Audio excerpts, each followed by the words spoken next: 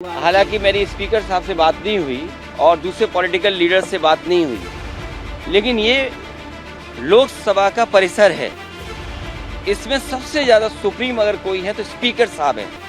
अब सोचिए आप, बीजेपी के लोग तो स्पीकर के साहब के ऊपर भी चले गए।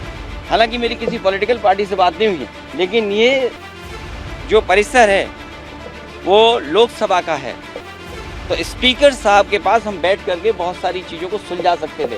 लेकिन मैंने जो बात शुरू में कही, भारतीय जनता पार्टी के पास तरीके हैं, उनके पास मॉडल हैं, अंडरग्राउंड पॉलिटिकल उनके पास राय मशवरा आता है।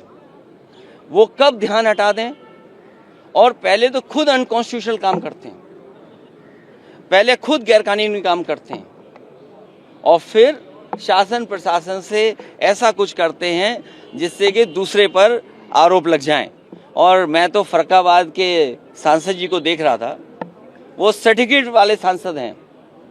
अगर उनको इलाज दवाई की ज़रूरत हो तो उनके लिए सलाह यही है कि हम फरक्काबाद से डॉक्टर बुला करके फ्री इलाज करा सकते हैं उनका। सर, बर्ग साहब पे एक और एफआईआर हो गई है, बिजली चोरी का एफआईआर। फिर मैं बोल रहा हूँ आपसे, ये बीजेपी का मॉडल है।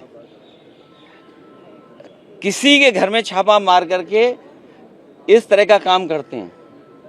पूरे उत्तर प्रदेश में सबसे ज़्यादा बिजली को लेकर के गरीबों को परेशान किया जा रहा है।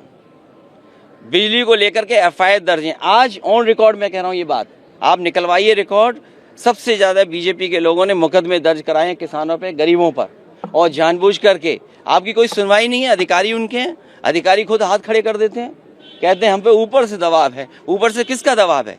मुख्यमंत्री जी का खुद दबाव है। और आज आपने अखबार में पढ़ा कि जब 5 लोग मर गए, न जाने कितनों पे झूठे मुकदमे लग गए, न जाने कितनों को अपमानित होना पड़ा है, घरों में पुलिस गई है, महिलाओं के साथ अपमान का व्यवहार हुआ, तब कह रहे हैं कि हर मंदिर को नहीं खोदना चाहिए। तो अगर किसी व्यक्ति ने, इतने महत्वपूर्ण व्यक्ति ने अगर ये स्टेटमेंट दिया है, तो उनकी जिम्मेदारी बनती है उनके दल के लोगों की कि सभी संभल वाले उत्तर प्रदेश के लोगों पर जिन पे झूठे मुकदमे लगे हैं, उनके मुकदमे वापस हों।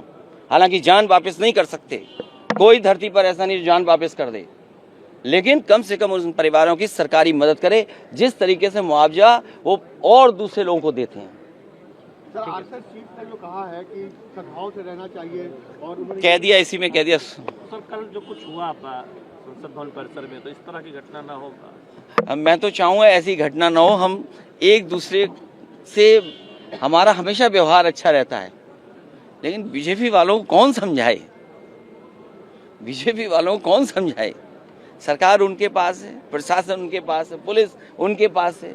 अगर ये लोकसभा परिसर में हुआ है तो चाहे कांग्रेस चाहे बीजेपी को सबसे पहले स्पीकर साहब के पास जाना चाहिए था।